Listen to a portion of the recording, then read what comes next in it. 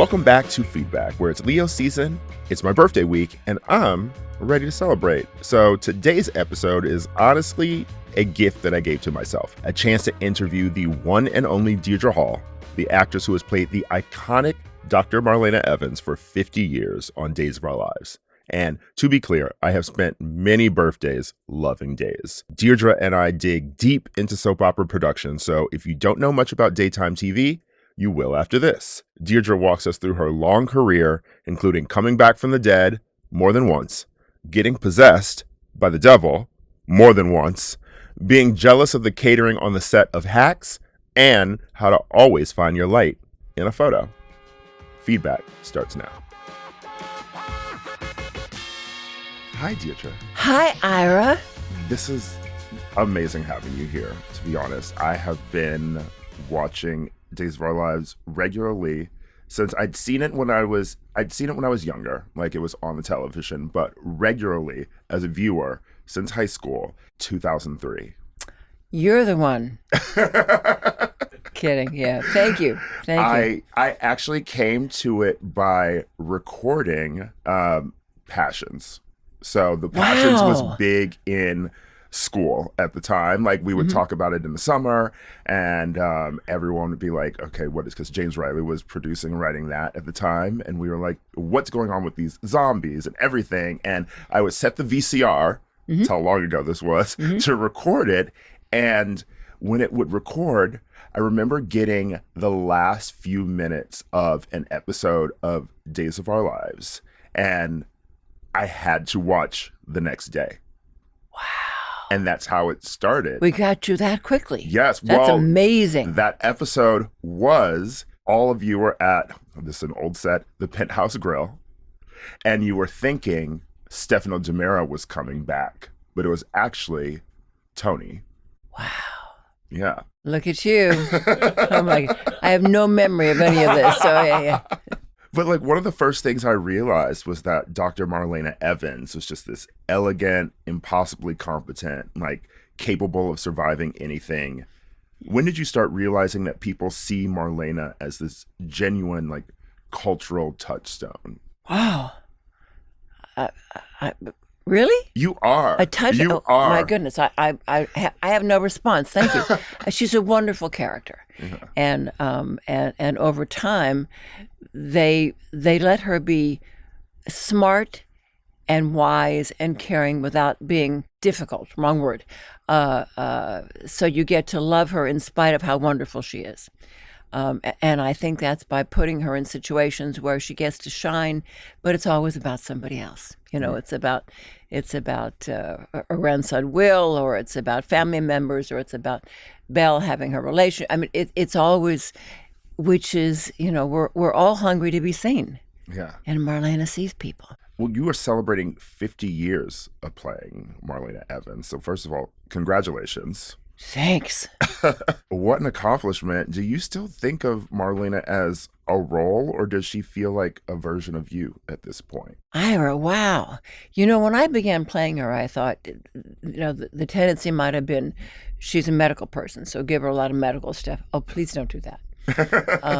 And I had not seen a psychiatrist in my life, so, or seen anybody on television playing a psychiatrist, so I didn't know what they were like, or how they behaved, or how they managed with their clients, patients, and so I made it up.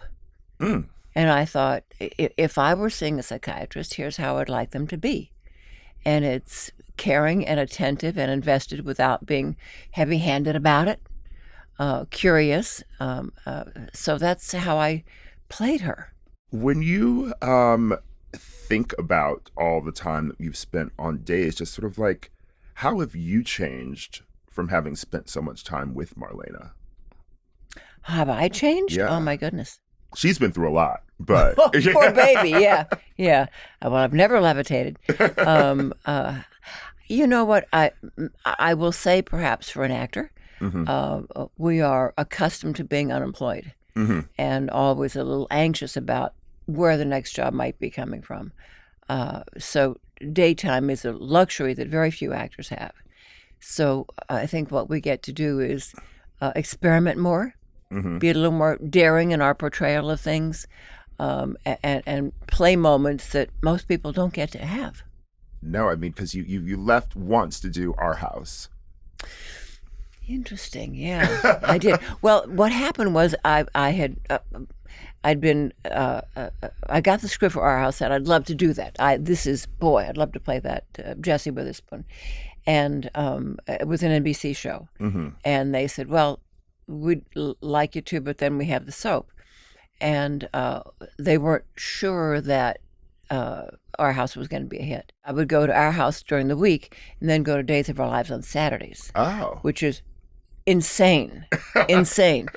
First of all, that they would even have a production on a Saturday, asking everybody to put in the extra day, and that I could learn 100 pages of dialogue and do it every Saturday. So it was, and it worked out. And then Our House was picked up. So there I was. You at least knew that you had a home to go back to with Days of Our Lives, which is nice. Not everyone has that. I don't think they killed her off, did they? I think she just playing went down. What? I told them not to give out this number. This is for you. Oh, what do I do?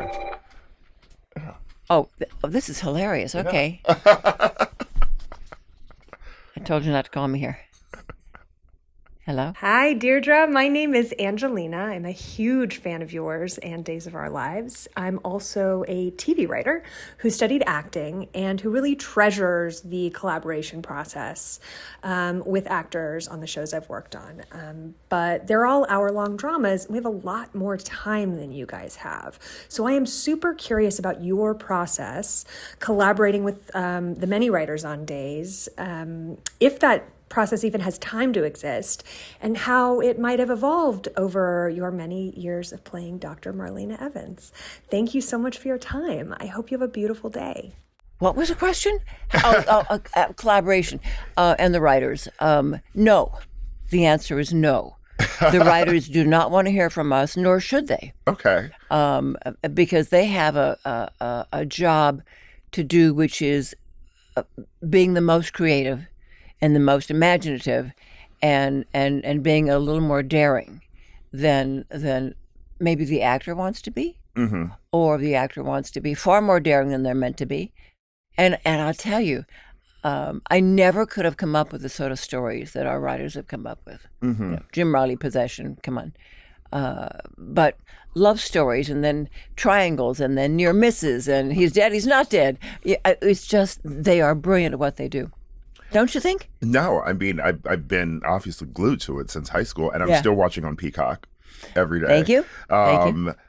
What's interesting to me, too, is, you bring up Jim Reilly. It's what a lot of people may not know, too, about soap operas is just that, like, the head writers change from time to time, and there have been quite a few, like, sort of, like, head writer changes through Days of Our Lives in your tenure. And so I just wonder, was there a particular writer that you feel like you really sort of enjoyed a lot of what they were doing at the time? A writer like whose maybe storylines you miss? Anne Marcus, who had written Mary Hartman, who was essentially a nighttime writer. Oh, please, please. When she joined our show, she took meetings with a number of the actors, and her question was, what would you like to do that you've never done before?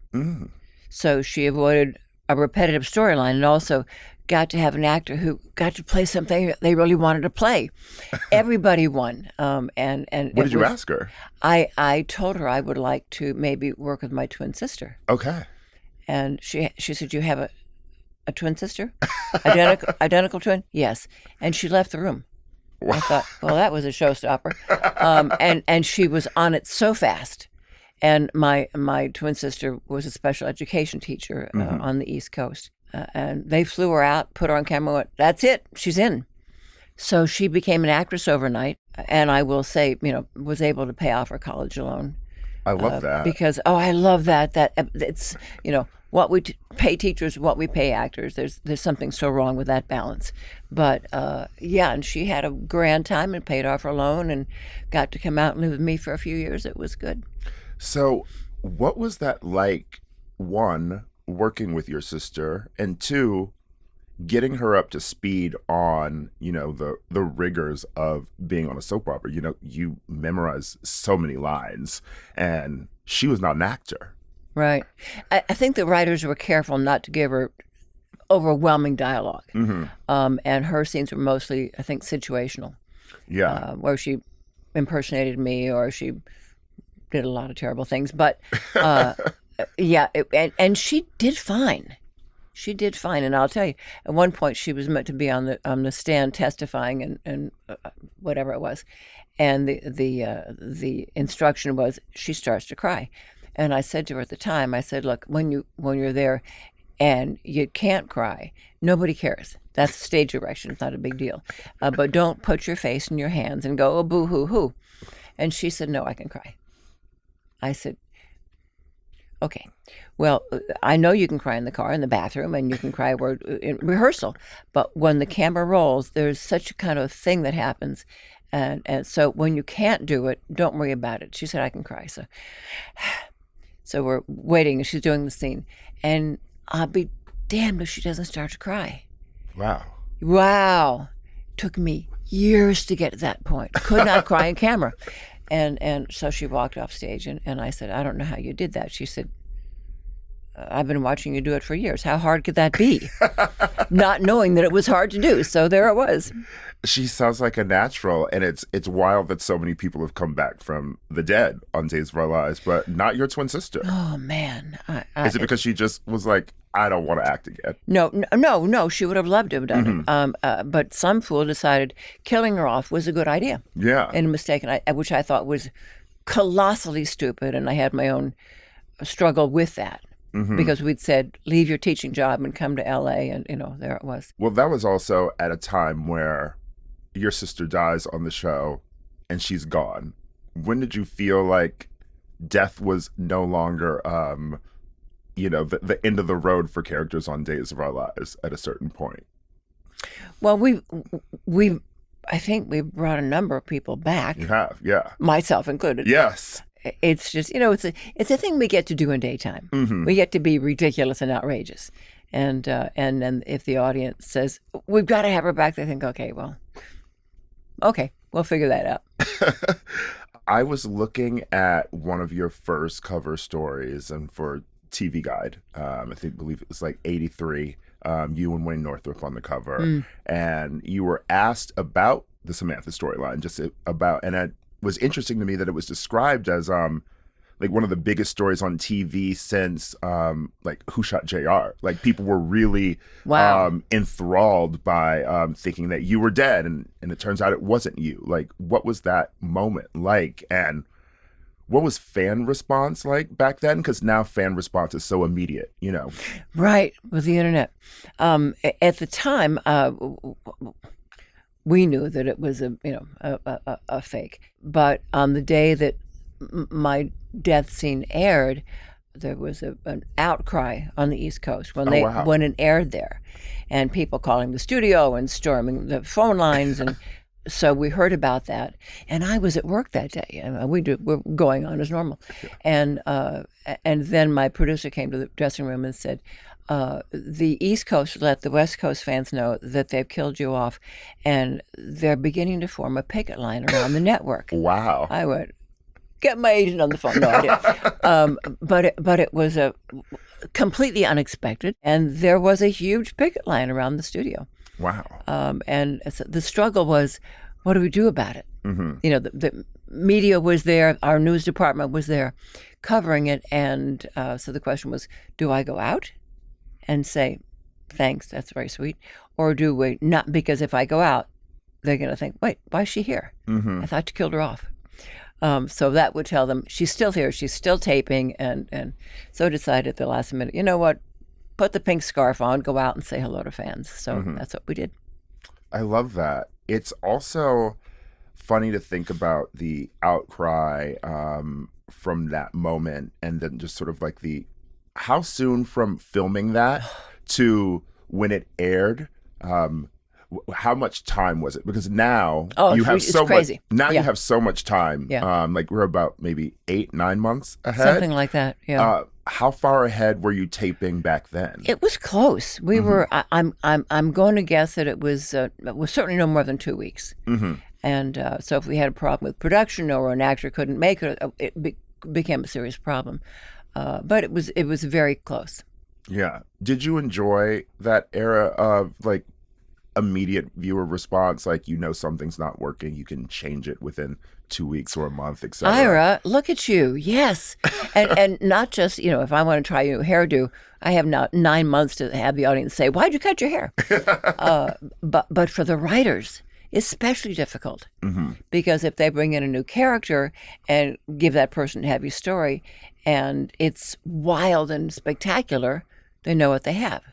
If it's not so wild and spectacular, they're stuck with 8 months of that story. Yeah. So that's pretty deadly stuff. I want to know if you have a favorite story that dropped when a regime changed. Whenever a new head writer has come in, sometimes they get rid of stories that someone else has been doing.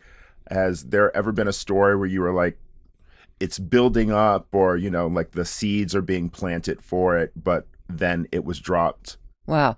I'm thinking that somebody else killed off my sister. I'm thinking that might have been somebody newer, and I've forgotten now because clearly I have feelings about it. I have had issues with some storylines, thinking, I'm not sure that's, but then I'm not paid to write. Yeah. I'm paid to make it come to life. Yeah. And I always think that our writers, regardless of any regime change, and our production team knows what they're doing out there. I think one I really remember is, right now what's airing is Stefano's Will, and you don't want to know what's in this chess set. And I remember around when I had started watching was when he had one of his first Will readings, and you'd gotten a pillow from him.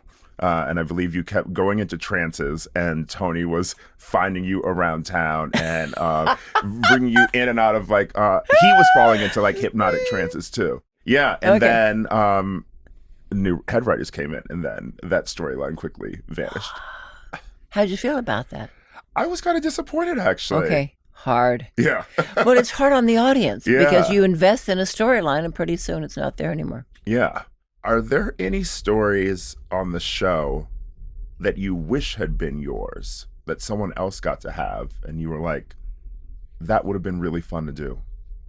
I love the Hattie character. And I love Hattie and Bonnie because they had complete license and were utterly abandoned. Yeah. And so, have a few drinks and just party, and they were hilarious. And there was a time when my sister had gone back to the East Coast where they said, let's do a Bonnie scene again.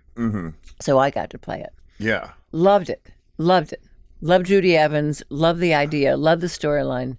Yeah. Fun. When Marlena, she never gets to kind of be crazy and cut loose. Yeah. So that's fun for me when she does. What's interesting too about how the show can change depending on how the head writer sort of writes. One thing I really love about the Jim Reilly era was just sort of the slow pace of it too, the sort of tension that would build. I've gone back and rewatched many episodes on YouTube, which is great to be able to do. Yeah. I remember a moment of Kristen hiding a letter that you had written to John, and it takes a week or so for you to get all that information out. How did it feel working, I guess, with James Reilly's pacing versus other writers? Because I feel like maybe that was that more fun to play? Was it harder to play where you felt like you were sort of living in the moment with a scene often? Jim Reilly really was the master. He knew what he was doing every second, and I don't know this for a fact, but I'm told that he had a room where he had all of Salem kind of laid out, and depending upon where your character was, he moved your character. So he could go, Marlena's at the pub. Okay, well, I'll need her at the park pretty soon.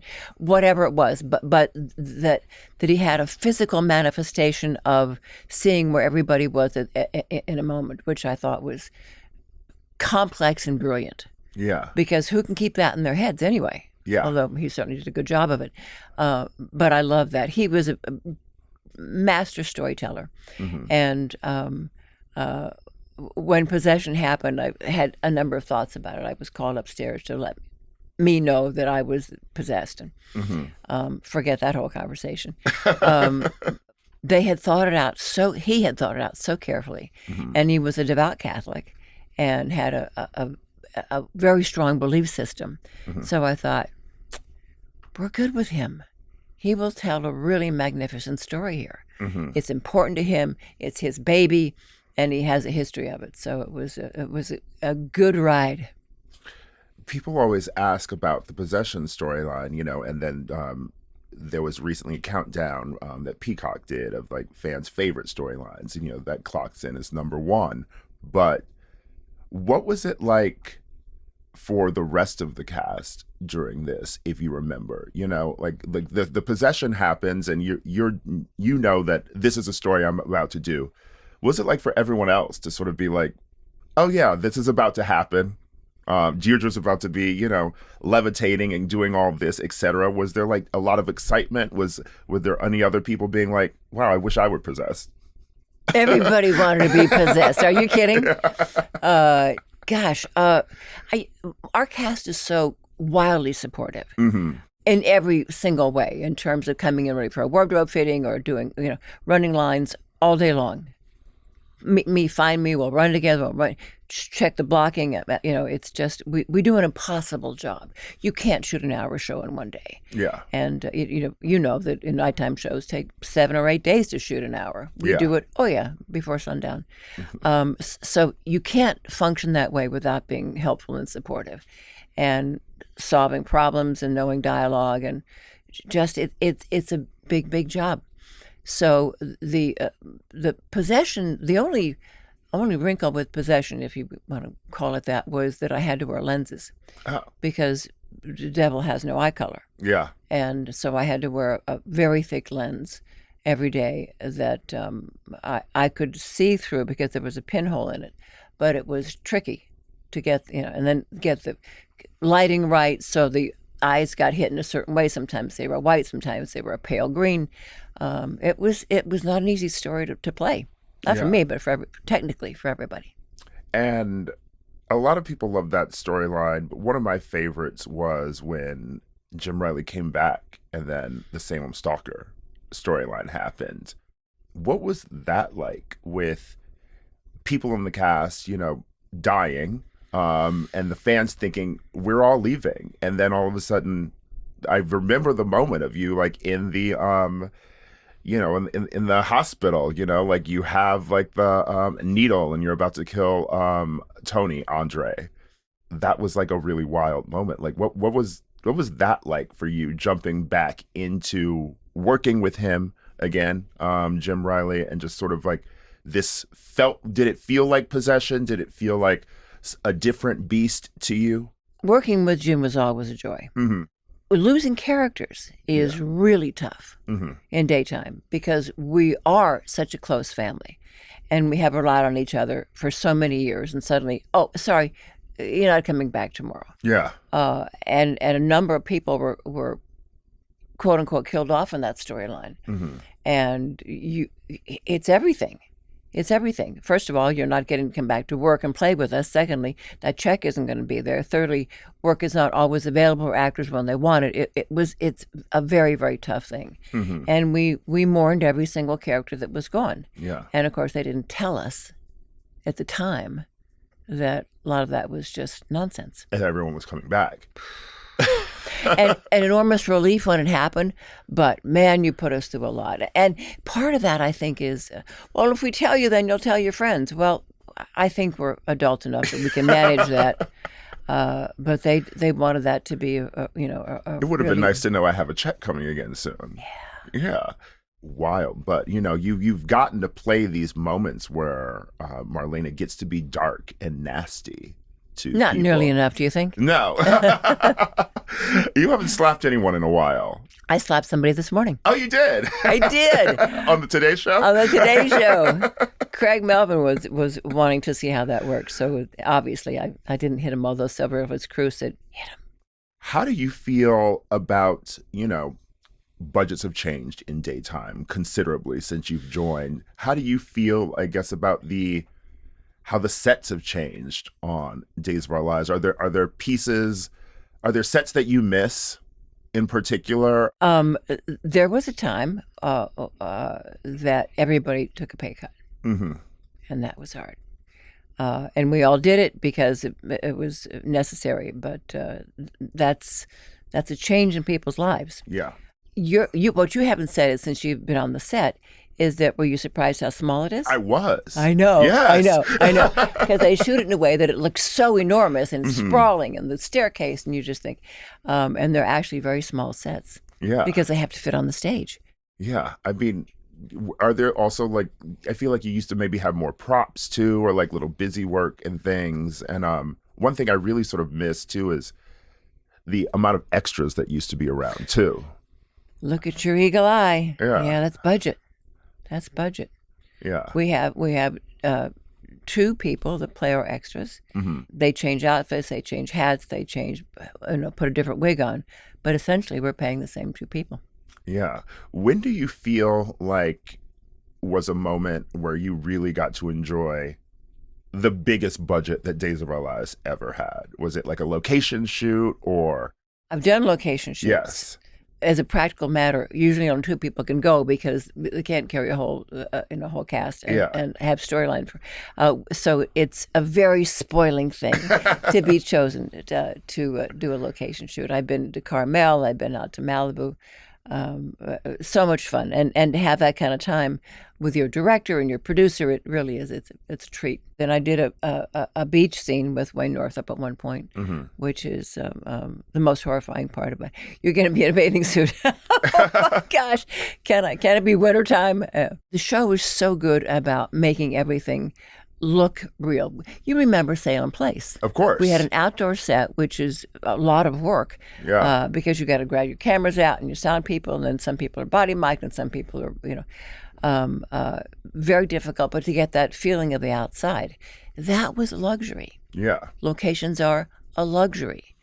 We don't have that kind of budget or that kind of time anymore. Yeah. Well, now, luckily, it seems like you can get anywhere in town from the town square in 1 minute.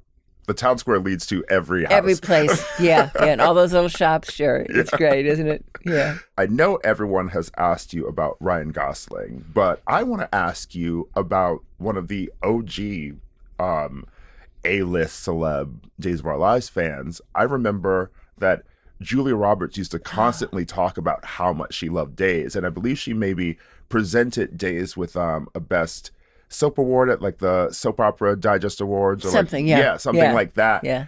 Did you ever really get to interact with Julia? And like, why did she never do a cameo on the show? I'm sure they asked. I'm not sure they asked. Wow. That would have been short-sighted, wouldn't it? Because that wouldn't be upstaging at all. I'd met her, and she is a fan. Yeah. She was complimentary and only slightly gushing. I mean, as we do when we see those people that we love so much.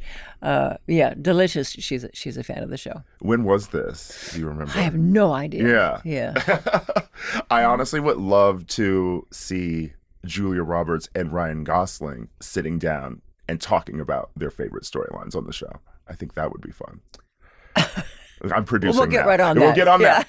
I feel like you've experienced that handwritten letters, though, convention lines from fans in the past, but now there's viral clips and people filming you with their cameras when you're at sort of like fan fest now. Have you ever gone down this internet rabbit hole and checked in how people are talking about Marlena, and how is your interaction with fans now changed from how it used to be when they could only write or call into the studio? What changed the interaction was when they began doing what's called the Day of Days. Yes, Day of Days. Which is, if your audience doesn't know, it's an event where the entire cast goes to some Universal, wherever it is, and meets with fans. for hours and hours and hours and hours and hours and hours. And that's a time when we get to hear what they think. The problem is that so far, behind us now that they're not watching current story, but they got a chance to express their feelings about what they liked and what they didn't like, and quite often that was a 3-generational visit. Yeah, because it was grandma and mom, and here's little Susie. Yeah, and she watches too, and so we appeal to a large span of the audience. We have young love stories, we have kids, we have middle-aged people, we have our older cast, and there's always something for everybody. The secret of daytime. Now, with some actors, especially, like primetime shows or like films, you can ask them if they've watched themselves back, but daytime is you're constantly working when the show is airing, or at least you used to. Like, when you were taping the show, it wasn't ever something that you probably imagined, oh, people are going to be able to see this scene that I'm doing in 20 years or something now, But with YouTube, I can pull up so many of your past scenes, so many past storylines. People have full years up there, for people to watch. Have you ever revisited or rewatched any of your old scenes, or does that not interest you at all? Doesn't interest me at all. Yeah. And I don't watch the air shows. Oh, wow. Because, as I like to say, I was there when they shot it. Yeah. So I kind of know how it turns out. And once again, I will, if I'm trying a new haircut or if I'm trying some new makeup or whatever, I might check for that to see if that's doing well. But other than that, yeah. But do you have time to watch television? I do. Yeah. I do. I've got a family and I'm home in the evening, and I'm mostly a news junkie. You are? Yeah. Okay. Yeah, and in like addition, true crime? Well, no, Okay. no. News broadcasts. Okay. I watch Rachel Maddow. I watch Lawrence. I watch Chris Hayes, and that I think is keeping us these days honest. Yeah. And alert, and maybe forewarned a little bit. Yeah. It's interesting because I feel like a lot of the daytime shows have had very important sort of political storylines in them too. We did the first coming out story. Oh yes, of course. Will coming out. Yeah. Yes. And that was phenomenal. I love that story. So beautifully received. Well, because you love, Yeah. Chandler Massey, and he was brilliant playing it. And I think, in my opinion, one of the reasons that it worked was because we knew him so well. Yeah. He'd been on for a long time, and we didn't read as gay, we didn't play him as gay.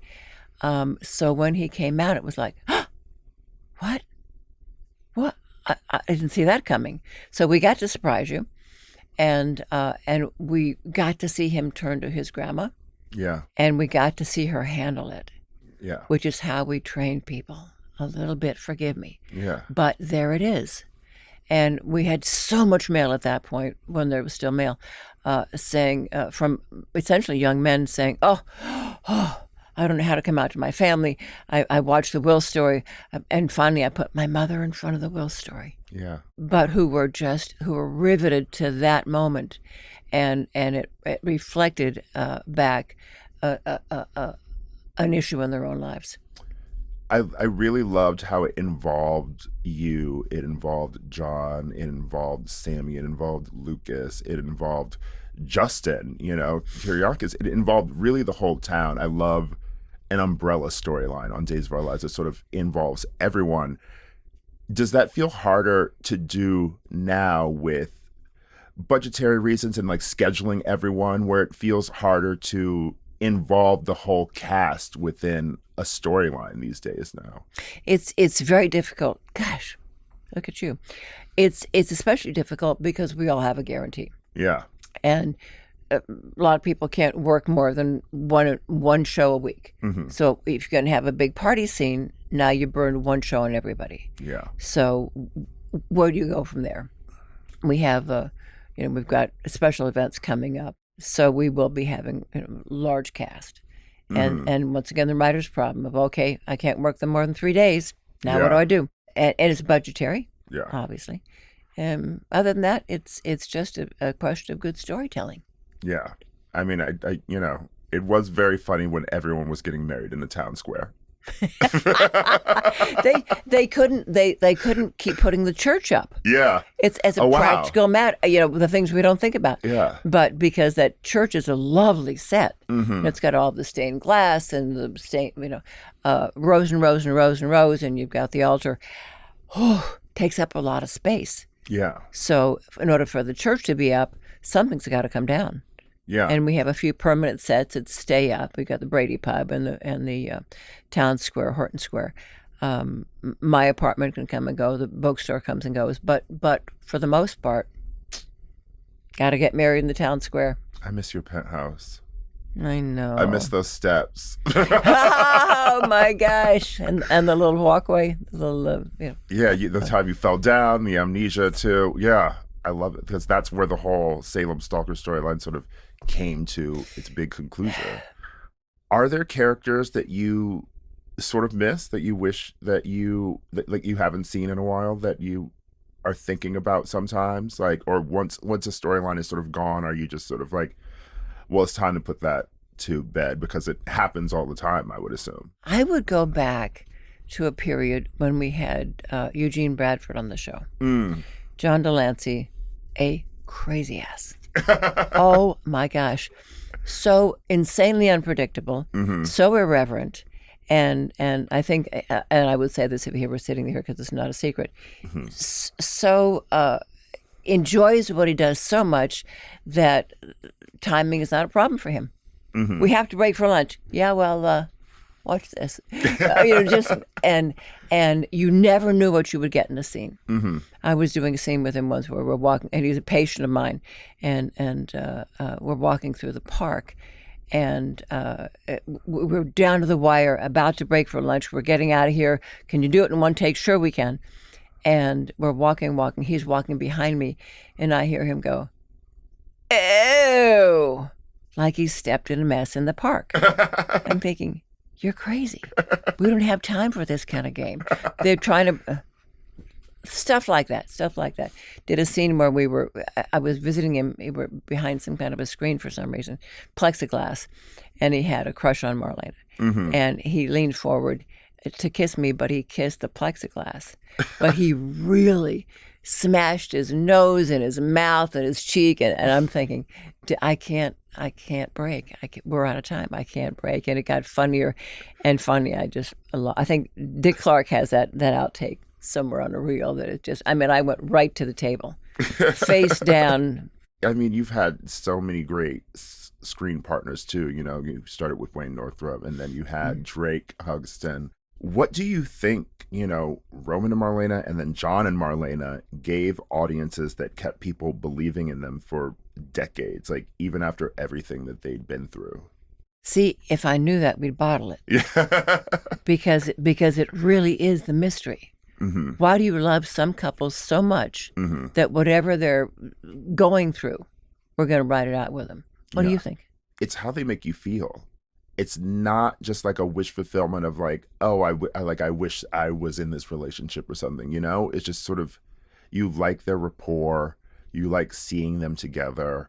And when you feel angry when maybe they're being separated, then that's when you know that you really are into a couple, Like there's obviously always moments where an obstacle comes between someone.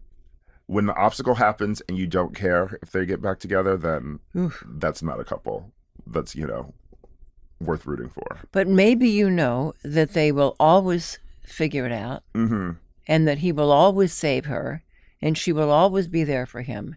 And don't we all want that? Yeah. I think you get to see that relationship and something for which you can strive. Oh. There we go again. Another phone call for you. Sometimes you pick it up and sometimes we don't. Yeah, Okay. I'm just picking it up for you. Okay. Thank you. Hello. Hi, Deidre. This is Michael in Maryland. I wanted to congratulate you on the 50th anniversary of playing Marlena. What an incredible milestone. I actually had the honor of interviewing you and Drake Hugston on the set in 2011, and that remains like a top 5 memory in my life. I have a question about paths that weren't taken. We all know that John is the great love of Marlena's life, and Roman has obviously been a really significant figure. I wonder if there was ever an actor or a character who Marlena crossed paths with, who you thought it would be really interesting for the writers to explore some sort of relationship with, but it never came to be. Thank you, and congratulations again. Oh, thanks, Michael. I'll take that. Oh. Oh, good. He can still hear me. It's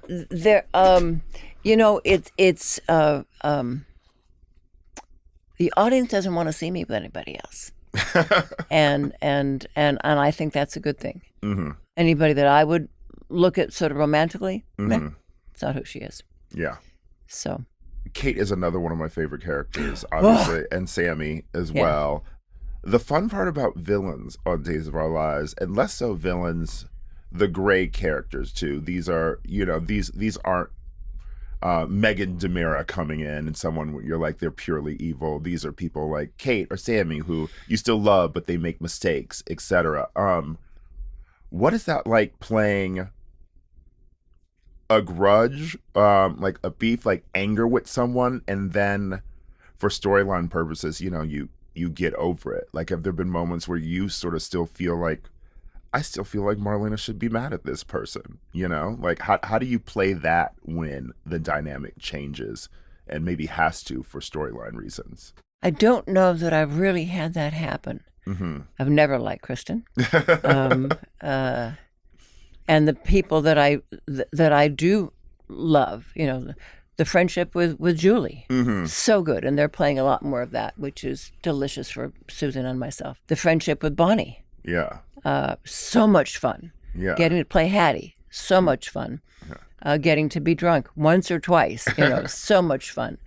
I think your Kate relationship interests me the most, and like just sort of like a dynamic and just sort of like interpersonal dynamic between these two women who are friends. They've been through so much. And we've lost track of that, haven't we? Yeah, because you were recently you were mad at Kate for setting up Johnny at work, right? And that was funny to me because she tried to kill your daughter. Oh, well. Yeah. Well, Kate and Sammy have never been a good team. Of course. Yeah. And in a way, you're sort of like, well, Sammy was giving as good as she was getting. So I think our writers keep that in mind. Mm-hmm. I think in order to keep the dramatic tension between characters, but never so they're unsurvivable, is important. And Kate and Marlena are a pretty good team. Yeah, I do love seeing them work together. Mm-hmm. Yeah. Isn't she fun to look at? Yes. Gal. So good. So good. And also the most impeccable taste in clothes. Yeah, no, seeing her in person is fantastic too. Actually, Michael, who called in, is a friend of mine. We met you once. I do remember you telling us exactly how to take a good photo. You had me take a photo of you. I was holding the camera, and you were like, "The lighting is very bad that way." Oh no! Yeah. That would be me. Yes. How did you even like figure out at a certain point like what your best like lighting and angles and everything is? It's watching the show. Yeah. It's knowing a little bit about lighting, and knowing that we shoot so quickly that if you're in a bad light, you're out of luck, babe. We can't stop and relight you. We can't. If you're missing your mark, please. It takes all those things take time to fix. And the best favor you can do for yourself is find your hottest front light, which means I will tell young actors, point your nose towards the brightest light in the room. Just find it. Obviously here, they've done that for both of us. But that is the best angle, the best light. Keep your chin up. If you can have your lighting guy, keep your light up a little bit so that just catch that eye light. I mean, and I tell young actors, that's your survival mechanism. Finding your light, knowing your best angle, that'll keep you here for a while. That and a good story. In the last couple of years, you had a guest starring role on Hacks too, playing the mother of Jimmy, Paul Downs' character. I love Paul. What surprised you about stepping into comedy after spending so many years in drama? I love comedy. Yes. I would be doing comedy all day long if I could. And so I ended up, 50 years on a soap. Not a lot of comedy there. My agent got a call and said, they want you to do an episode of Hacks. Wow. Okay, they want to meet? No, not meet you. They want to see? No. Want to read me? No, nothing. Just they want you to do it. And play yourself. Wait, what? And it was because Paul's mom was a big fan of Days. He told her, we're having the part of my mother come on the show. She said, who's playing her? And he said, we don't know. And she said, have Deidre Hall play her.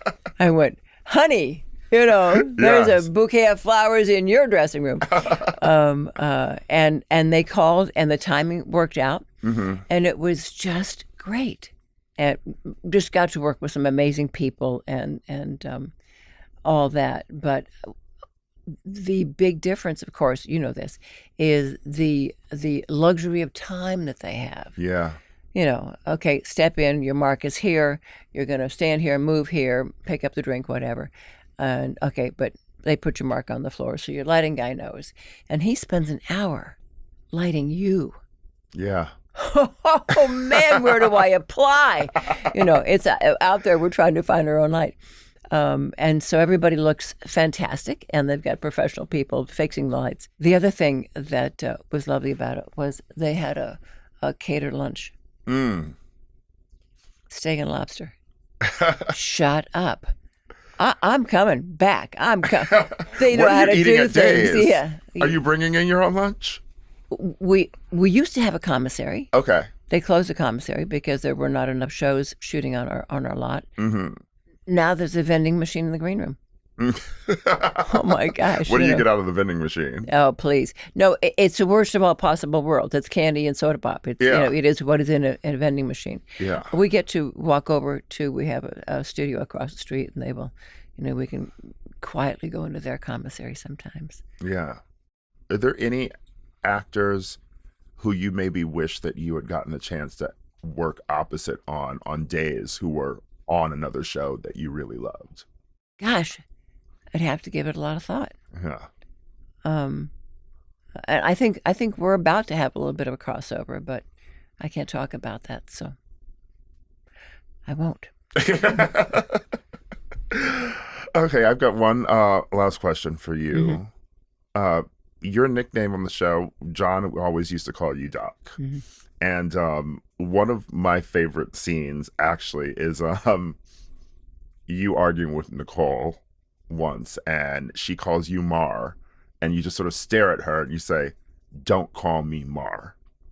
What has the nickname Doc meant to you over the years? And I guess, have there been any other fun nicknames that or ways that people refer to Marlena on the show that have sort of endeared themselves to you over 50 years? So I was not a fan of being called Mar. You were not a fan of being called Mar. I don't imagine that I would have been. And I imagine that I would have been outspoken about it. The Doc thing was special. Yeah. It was just special. It was the Doc and the cop was it originally kind of how that happened. Yeah. When Roman at one point was protecting me, blah, blah, blah, sleeping on the floor. And then all that happened. But Doc came out of that. Yeah. Thank you so much for being here. Ira, thank you. Yeah. I mean, truly thank you so much for the years that you have given Days of Our Lives, that you've given me. Thanks for being such a ferocious fan. My goodness, you really are. The show has brought me a great friendship, and it's brought me so much just in life, and sort of helped inspire me to become a writer. So yeah, thank you so much. That's all I can say. I think we're hungry for family. Yeah. We've lost family and lost, starting for COVID, just my theory, where we just don't feel safe getting together with a number of people. And we're lonely for it. Yeah. And part of what our show does is bring you back to your family, because we are family to you. It is. And we find that during the holidays, especially when people